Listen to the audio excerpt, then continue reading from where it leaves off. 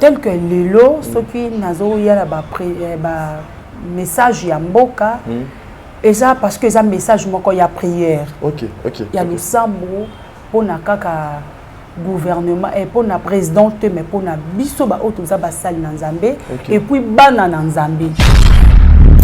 Donc et pas nanga pour muta yo ka message en Nzambe il faut asala te kendenge Saoul a salaki parce que batebele bakanisa kaka na remema offrande ya prophète na sengi offrande à prophète mais na comme ça message pour ebikisa pour epesa mayele pour epesa kimia na libota message mokonza mboka ayaki wana po babengaki ye aya kotala ndenge ni libulu mai esili mai ekomi obima na pasi bato bazolela na kombo na Yesu ke biso tokufi milimo na biso ezotelengana tokendaki mpo na kombo na yo batangaki mais Nzambe alobi bokoki koyoka kombo na nga mais il faut vous examiner yango. Donc okoki koyoka kaka te moto alobi o bishima o faya o nini naza mosali na Nzambe non. Nalobaki pour la prière pour l'école, bakomela kinga, mais c'est comment, mais tu comprends, mais mboka na biso ezana au diable azoluka pour manduki e betama. Na yaki koloba na biso ba umbu na Nzambe, bana na Nzambe oyo pe alingaka ekolo na ye. Voilà, peuple dédié Mbote Nabino Bisika Boni Ezwami Bino, ngai tadi ngalapa Mumbu Nabino. Ndeko oya mesana toujours kosa la bino musala malamu na TMC télévision mokolo lelo tozongi lisusu na décor tozongi lisusu awa encore une fois dans les soucis toujours ya koya cause la bino makambu ya malonga émission na bino comme on ezali to solo la vérité sur tout le plan mais beaucoup plus to solo la vérité oyo to tcheyango pour le serviteur servante et les enfants de Dieu, une façon de couper sa cabane en Nzambe makambu ya malamu. Le bon Dieu ne cesse pas ya kolobela kabasali na le bon Dieu azoko pesa toujours azoko mema lisusu message encore une fois et pas ya bae oye atalisa makambu na ye oye a salaka ces avertissements à travers Baumbo Naye, Oyo Kombo Naye Zali, Maman Michael Fabiola, Obino Nyonso Boyebi, Toye Lisusu Tozoye, c'est parce que Biso R Toyaka Ezalaka par rapport à la recommandation, il y a Nzambe.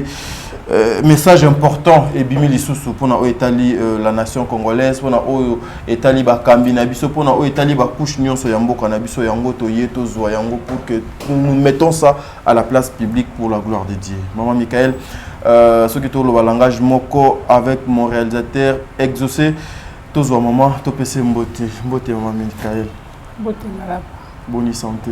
Oui, ça va par la grâce de Dieu. Nous avons battu la biso. Nous avons battu la biso. Mikolo, les cas aux ongles sous hôpital, les attaques continuent, la maladie continue. Non, ça va, ça va. C'est quoi ça va? Oui, ça va. Voilà. Nini Oyo, Tokoku Koloba, parce que dernièrement j'étais ici. Dans salaki émission Mobonayo sur ce qui concerne le trouble Namboka. Mais depuis le jour où le message wana et Bimaki, tout le monde n'a pas signé, n'a pas nzela, n'a pas province, n'a ville awa. Et même aujourd'hui, je signale qu'à Kinshasa ici, moi, des autres mots mais qui consalement. Qu'est-ce que vous faites exactement pour que le bon Dieu a visité Bino? Ah, merci. Vraiment, tout ça, la capone Zamba visiter Bisso.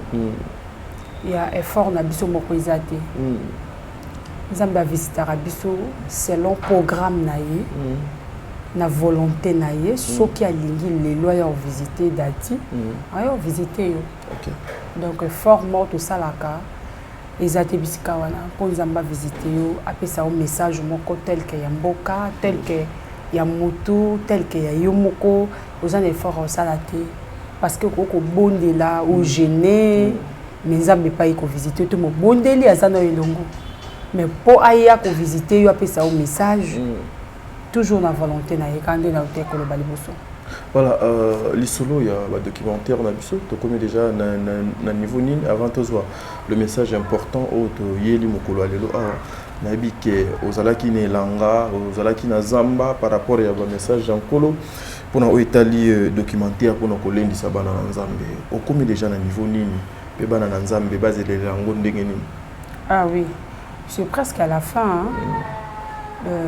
Déjà c'est ok, c'est bon. Peut-être tu te comme a fait en semaine, déjà na Amazon sans problème. Déjà na Adonai Fativé, Otocha qui déjà sur place, donc tout ce qui est à côté d'Adonai. On a déjà Dieu d'amour, la puissance divine, la plus belle histoire. Non, Jésus revient bientôt. La plus belle histoire de Batbarozwango à partir d'Amazon. Voilà, on a beaucoup plus fiché dans la plus belle histoire. La plus belle histoire, on a inspiré Nanine. Parce que je suivi ça bon, en privé, hein, parce que nous avons eu l'occasion un peu de voir les choses. Voilà. Ozala a inspiré Nanine la plus belle histoire. Et pourquoi Kaka la plus belle histoire? Bon, juste, c'est pas moi, hein, c'est le Saint-Esprit. Yendazo ko conduire ko tambusa ko pesanze kombo oyo il y a la plus belle histoire na kacha documentaire. Donc pourquoi tu le la plus belle histoire? C'est parce que ko kutana na Nzambe et pesa meli muto no sauté. Ezali solo moko ya kitoko na obete la bato. Non, ça la évangélisation nango kenga na kutana kana Nzambe. OK. Donc c'est la plus belle histoire de Jésus-Christ. Avec la prophétesse Michael Fabiola. Voilà, la prophétesse Michael Fabiola. Aujourd'hui, les gens ne bazo ko croire les sous na miracle ya Nzambe à travers bino. Lelo e komi tikotak oza na télévision.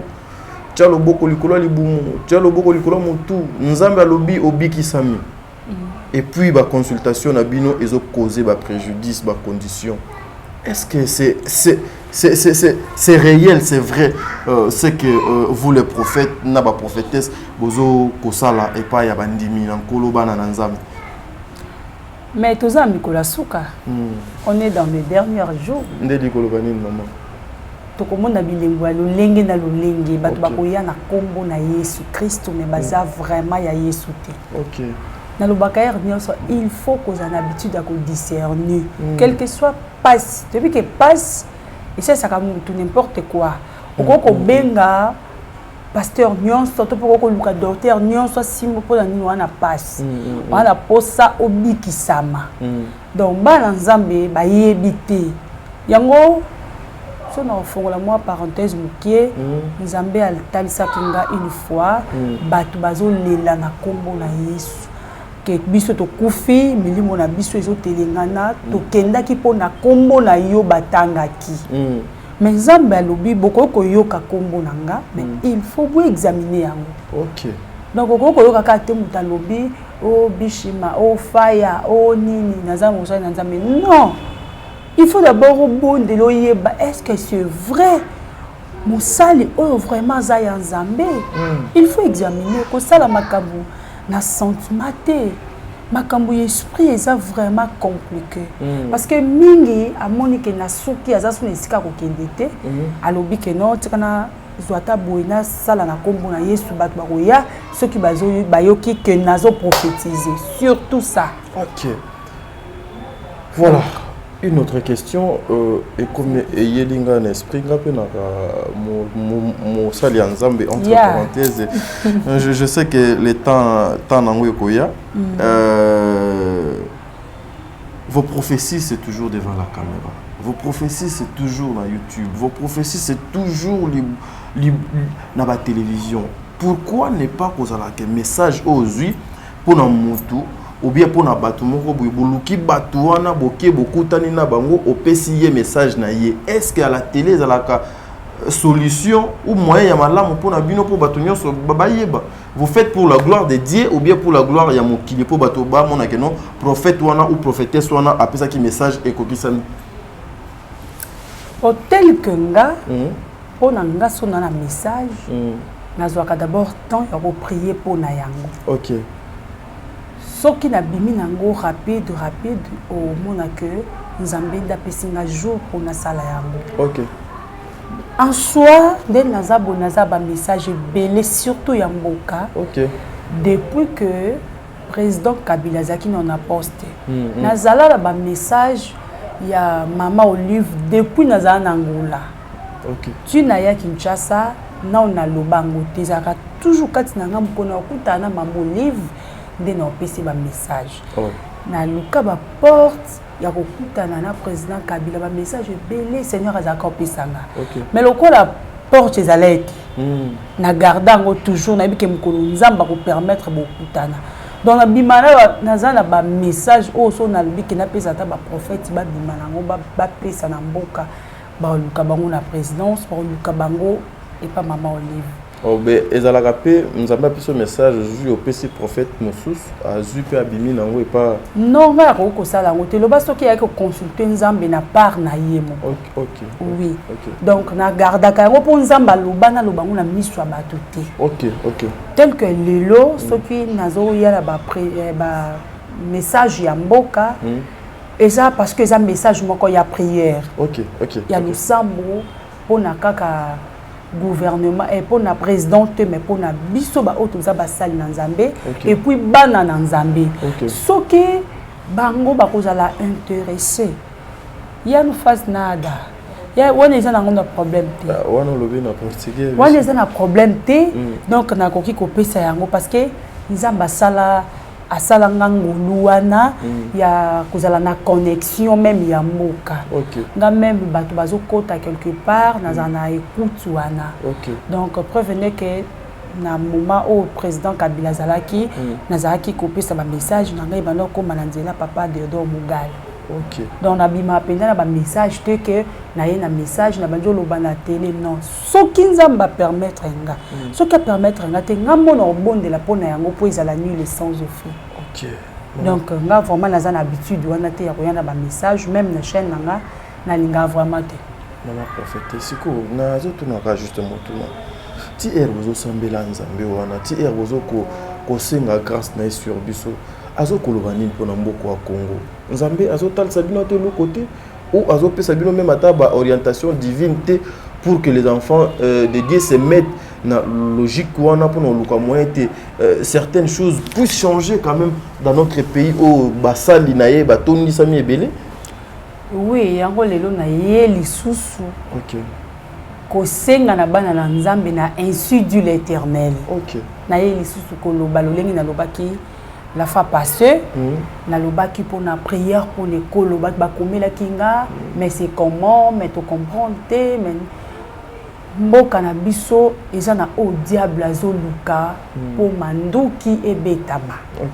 Na yaki koloba na biso ba umbu na nzambe bana na nzambe oyo pe alingaka ekolo na ye peu importe bisiko zwami obondela pona mboka na yaki koloba yango la fois passée lelo susu na ye na révélation moko nzambe apesinga ngo butu ya samedi poto koma lelo lundi butu ya samedi dimanche poto koma lelo lundi ezalaki na lopango moko ya clôture na kati nango ezalaki na ndako moko na kati ya lopango wana ezalaki na appui moko ya mai libulu moko ya mai et puis bato bayaki na ba cantine ebele mpona otoka mai mais sauf que ntango bafungolaki yango bakomprenaki ke ezalaki kaka na mesure ya 2 cantines et demi nga mpe nazalaki parmi bato wana et puis batiaki 2 cantines ya mai wana etondaki moko esukaki na katikati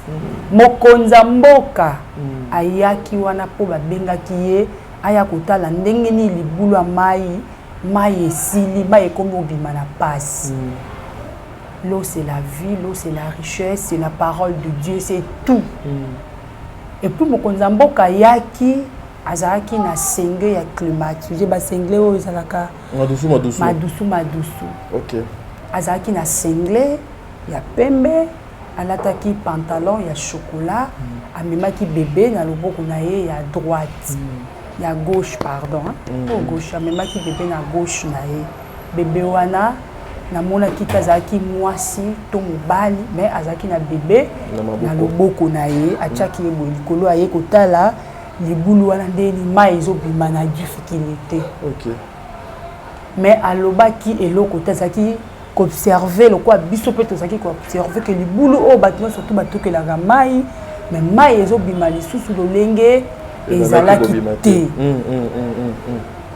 alors mai ezali source ya nyonso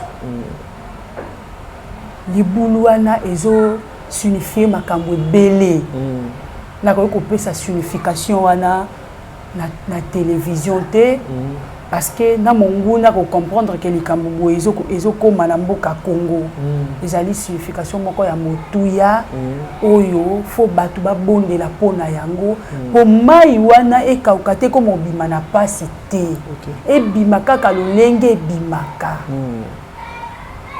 mai wana po ebima lolenge ebimaka il faut to senga nguya ya nzambe ekita nzamba loba liloba moko po mai wana ebima lolenge ebimaka comme d'habitude vision wana nazwaki yango butu ya dimanche po lelo tokoma lundi. Voilà, est-ce que dans le message wana parce que nous savons que le bon Dieu lorsque appelle sa vision après ça kana provision alobela rabino pona ekolo alobela rabino pona ba dirigeant est-ce que après ça ka orientation te est-ce que alakisaka te ndenge nini oyo bino pe bokoki comme ma message wana pour que ba dirigeant na ekolo ya Congo et ba kozwa otambola na marche mobo esengeli le message bimi oui toyoki mais tu reçois la nini pour que nous empêchons que ces purs-là nous arrivent. Et ça, la orientation est belle. On zamba pesa biso, to pesa na bateau bazo sambela pour na président de la République. Ok.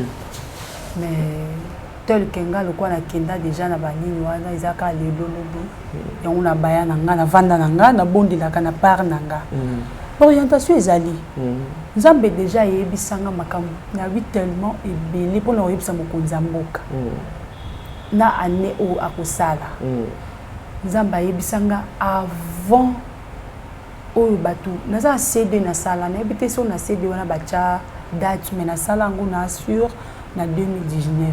Ok. Oui, la salle on a 2019. Ezaki eza pona mokonza mboka.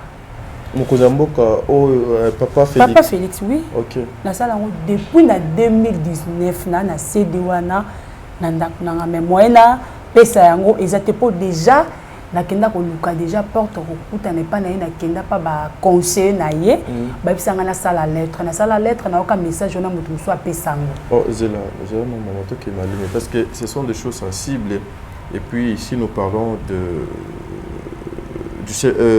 la chef de l'État na mboka Congo. Oui. On fait des démarches ya kokende pour voir le chef de l'État message na yo ba combien on a papier parce que biso peto yo kaka qui est dans la profession mususu. Comment on a papier tika na cabinet ero okoma na papier après un temps oyoki mutu mususu apesi yango oyo ozo koloba na biso lelo okendaka pe okutani na bango opesi message na yo et oyoki un autre pasteur pe alobela na télévision. Oui nobi naza ba message o na sala na Suède nanga na 2019 quand on a ke kokutana na conseiller ya président aibsinga na sala ngo par écrit aipsinga salango ya kotikelanga comme ça ba benga yo. OK. Na salango pe na tikele par écrit après quelques jours na yoki pasteur moko ya mboka o apesi yango.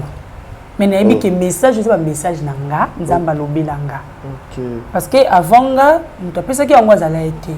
Na ko yokango ba pesi yango boye président ko sala boye poza ko zongo sabona yebi ke o eza message nzamba pesa nga na pesa ki po na ke ko pesa la présidence mais comment était jeu de message naza na orientation mais tel que mboka na biso pokutana na mokonza mboka isa problème il faut que mutu mo faut communier bana faut yebana faut zala na identité famille moko boye c'est gloire à Dieu le quoi pe papa tel a pesi yango pasteur tel a pesi yango gloire à Jésus-Christ parce que ça message pasteur a pesi yango na église na yé ou a ke ko pesa président de la République. Mais après ce qui est un président, d'abord, et où tu as la présidence après combien pas naïe. Après il y a après c'est la télévision, na talango, na YouTube, na bien où ils ont message là. nzamba lobelanga pona ekolo mingi nalobi nga nazala ye na ngola nzamba zongisi nga lobi kende kosambela pona ekolo na yo nga nazwi appel ya nzambe na ngola na Congo te donc nayaki awa pona kobundela pona mboka na nga nayaki mission oyo nzambe azongisaki nga na Congo Kinshasa naza ba message tel que pour le moment na message moko pona Maman Denise attention Maman Denise aroya na été mais atindika ata mutu moko abi benga prophétesse Michael tuna message wana eza nini message wana e osunga mobile ne makasi mingi nzamba zo senga ye asala yango donc soki message o e komi na porte ndako na bango soki Maman Denise nzamba toucher motema na ye alobi te na ka message wana akoyi ko benga nga eza problème te mais sauf que na télé na écran na koyi koloba ngo te parce que eza malamu te ndenge na uti koloba pona ko interpréter ndoto wana eza vraiment malamu te parce que moyini satana pe bato ba musika ako profiter kaka na message wana donc c'est pour cela moyena loba ngo eza te soki ba sepeli ba yoka insu du l'Éternel ba koyi ko benga nga ta na téléphone ta mutu mso abengi na komisika ka message en Nzambe esili donc et pas nanga pour muta yoka message en Nzambe il faut asala te kendenge Saoul a salaki parce que batebele bakanisa kaka na remema offrande ya prophète na sengi offrande ya prophète te mais na comme ça message pour ebikisa pour epesa mayele pour epesa kimia na libota message kana zanango akabo. Mesdames et messieurs, nous venons justement pour Kozwaka Oyo Nzambe Azotia Katina Bango pour que tout informe Kabino na temps réel. Ensuite dit l'Éternel, Nzambe Asalaka na Nzoto Tefeza Minene na Kombo Tefeza la renommée. Nous apprenons ça aussi dans les réseaux sociaux, dans les Bélé, qu'il y a beaucoup de serviteurs de Dieu aujourd'hui au Congo ou bien dans le monde. Bah, c'est servant quand on a un message à battre monsieur pour nous parce qu'ils ont la facilité. J'ai vite compris ce qu'a dit maman Michael, que la volonté de Dieu soit faite. Et si nous venons justement pour faire pour la gloire et ensemble, nous ne faisons pas pour plaire à une personne. Maman Michael a dit, Azo frapper justement porte, pas pour les offrandes, c'est par rapport à kilo oyazanango katinaye. C'est par rapport à passer au yé azoyoka. Parce que lorsque Nzambe a l'obaka, ce qui est comité, les conséquences est aux alanines. Parce que Moutamukili Koutou, au cours de tourner mbongo l'état gozoyo à côté de prison. Mais la prison a gagné comme un peu sous Kababimisio et bon prison Nzambe. Ko kanga message en colo zalaka vraiment kilo makasi prison Nzambe. Na yebité ce qui au vivre ndengeni voilà elle est là l'instrument de Dieu maman Michael Fabio Lambemba azalana na condition T j'ai toujours été ici avec cette maman na tourné na ba émission est belé bien que toutes ces émissions viennent d'être supprimées na chaîne nanga ba supprimé ba vidéo nyonso ba émission na ye ezalaki supprimé bien que chaîne et autres les maté mais elle est accrochée à cette chaîne nous disons gloire à Dieu ou peut-être ba serviteur na ba servante de Dieu mususu ba kotika lopé sango confiance te azo salango pour la gloire ya mututé c'est plutôt pour la gloire de Dieu maman Michael lelo nazo luka moyen o meka kolendisa bana na Nzambe par rapport ya oyo etali badim mystère ya dim wana importance nango juste pour une minute pour que tous au mot de la fin na yo parce que ebele lelo ba comment komona ke kopé sa dim l'église ezali lokola konvoi misa pasteur kopé sa dim l'église et komi lokola bazoko conditionner yo pour na bat miso komi mabaku ministère ya dim wana ezalaka ndenge nini pe importance nango ezalaka nini et pas basali na Nzambe d'abord nakolobana ke moto akovoa misa pasteur te. OK. Moto akovoa misa pasteur eza moto abengai. OK. Eh oui, parce que lelo ko pesanga au moninga lobi na sombi bolobi kuna na opesiti ya komi bweponga na pesa ki dim parce que za moto. OK. moto envoie sa pasteur et Nzambe. Mais dîme oyo pesa ce qui batangi na Luc chapitre 13 premier verset qui dit na 52 ba comme une histoire il y a dîme si je ne me trompe pas. Bien-aimé, dîme avenir oyo zo bongisa ipa ya Nzambe. Ozo tonga ndako oyo kovanda na lola. Koloba teke na envoie sa pasteur. Ce que ozo pesa dîme te yo moko zo komi boma. Kolanda maloba bato balobaka te ke kopesa dîme te wana non kende ko consulter Nzambe ko kanzamba ko yebisa yo pesa okozwa donnez et il vous sera donné.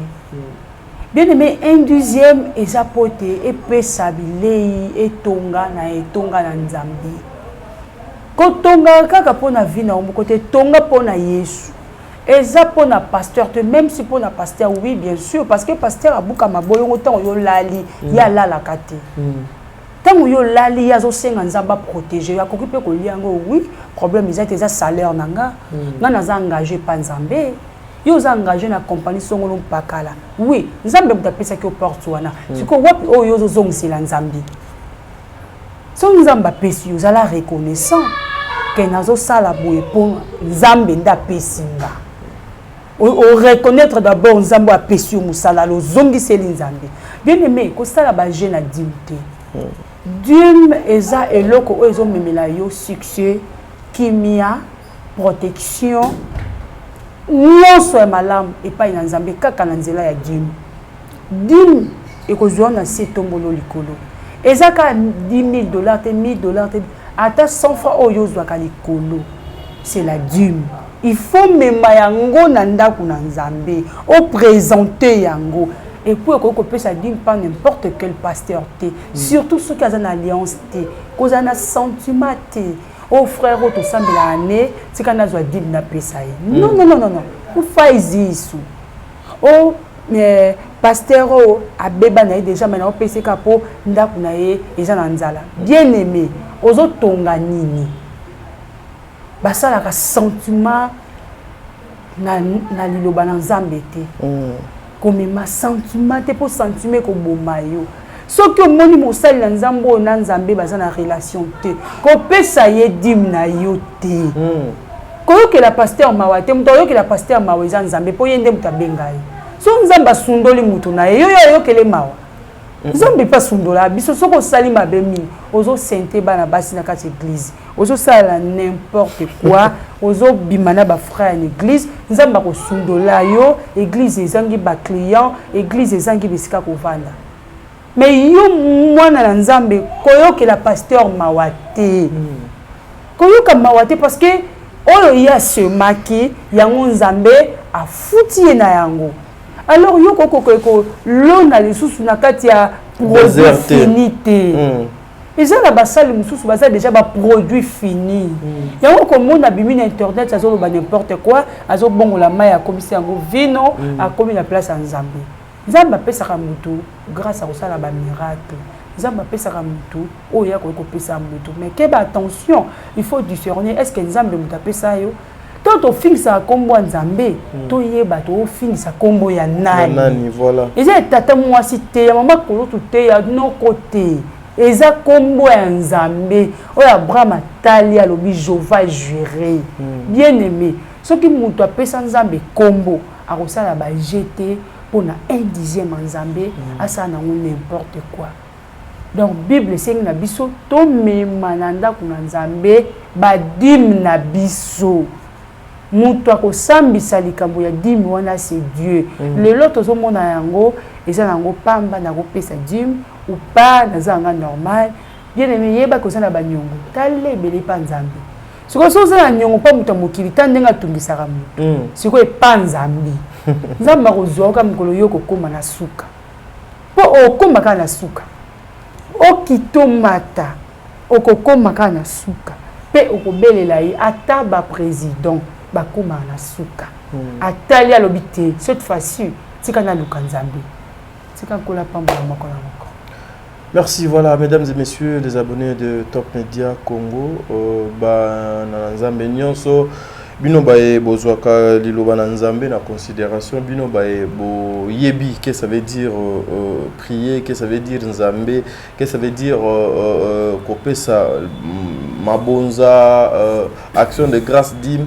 Je pense que bozu par nabino ceux qui boza na ba suggestion vous appelez sur le plus 243 89 95 79 645 plus 243 89 95 79 645. C'est là où ceux qui ba suggestion ezali ba remarque ezali boko benga boko tokopé Sabino maman Michael Fabio là parce que auti kolobango tout à l'heure alingali sur ko afficher numéro na été mais je veux pour le coup moi bana na nzambe maman Michael Hermo Pezalaka ou l'équipe par journaliste ou sous kozoyo peut-être moi unité ngoza mokie pour permettre biso to chame mata numéro na yo na sewana pour que bana nzambe ba kota directement en contact na yo soki ekozala malam message na ya suka poto luka moyeto kabwana pona mokolo lelo ekoki kozala nini mois de juillet mois to botama tozaki wa oyambinga na sengo nzambe za lokumu. Merci beaucoup. Oui, numéro nanga d'abord c'est 00243 89 22 19 434 00243 89 22 19 244. Mais tu peux afficher en côté pour na bandeko peut-être moyen ya koyoka en côté tu peux afficher en côté réalisateur comment le message important pour que tout le monde to kabwana yo na biso mokolo lelo nazo senga na bato nyonso to bondela pona mboka Congo Satana telemi atelema déjà mais aye na stratégie moko oyo alinga sala ete tozana bandaku to bimate ata pendant une semaine pendant 10 jours alors biso basali na nzambe to telema pona ekolo na biso nyonso oyo moyini Satana préparé ezala nul et sans effet. Amen. Tokotanga na bandaku na biso na Isaïe chapitre 8 premier verset jusqu'à la fin. Verset biblique on le bezali Isaïe chapitre 8 premier verset jusqu'à la fin. Totanga ngo vraiment na bokebi nyonso tout naza prophétesse oyo nzambe Bible ezolobi na mokanda Isaïe aye komema message na kati na ekolo. To bonde la pona mboka na biso kimia ezala kimia ekota Satana azwa espace te eza moment ya kotato la gloire na ye ce n'est pas le moment ya kovana na bandako intumen to bimati to lingi gloire na nzambe emimunisama nzamba longola nyonso oyo ya molili Satana préparé ezala musika na biso bana Congo nyonso bondela pona ekolo na yo senga kimia na nzambe pe mawa na nzambe esopana na kati na ekolo na biso na kombo na Yesu Masiya. Amen. Amen. Merci. Voilà. Ça n'est fini pour aujourd'hui. Mesdames et messieurs, les enfants de Dieu, si vous avez aimé cette émission, bon, merci n'a exaucé celui qui était derrière cette caméra pour nous faire ces belles images. Un grand merci à maman Zozo, la femme de papa Noé Mavakala Nzinga, Nabi que papa Noé Mavakala, maman Zozo Boliaka, un dixième Nabinoté, Bokenda Gotika en église, maman Déborah Lubanda prendre guérison, Bissike Zoamio, maman Nzamba Peso Lubiko, Trésor Kanza, les millionnaires, million on a Erozanango, na maman Déborah Kanza, million on a Erozanango. Je pense que Bopé Sakapé Dim, Bo Yiba Kanzambe, parce que Soko Yibi Nzambe Zali trop dur. Visons le camp d'Imabia, l'Ancel Memotona Yambo, Yopene Elise Boati. Je pense que, et comme la cabino, Bopé Saka Nzambe, parce que le Boko Oyo et Pesaka avec Essengo, et Zwakapé avec Essengo. Bozuango gratuitement, Bopé Sango gratuitement, Wanezali pour Nabasali Nzambe. Je pense que ezali na matière bozu ango ya ofele bopesa ngo pe ya ofele mais bino basali na nzambe obo komi ko conditionner bato obo komi bino ba ebokoma ko conditionner na bino bana na nzambe avant ko sambela avant ko sunga avant ko apporter la bonne parole Oezali liloba na Nzambe, il faut s'aimer, il faut consulter, il faut d'abord donc tout le cas moyen, il faut d'abord mutu azala disponible, disposer son cœur ezala laver pour que luka moyen ayamba makambo yo a besoin au chakati na ye au lieu au luka nanu sécurité sociale na yo ba bien matériel pour que yo sambela pona mutu to kabani awa bana na Nzambe to kutani mukolo mususu soki Jésus Christ aye lelote Nzambe abatela TMC télévision Nzambe abatela bino bisike bino merci beaucoup.